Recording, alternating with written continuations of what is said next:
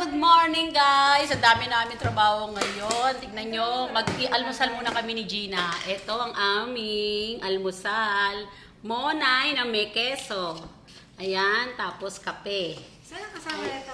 Ayan, si Gina. Ayan, kumakain. Teka. Diba? O, sige, nagugutom na ako. Ang aga namin nagising, naglinis kami.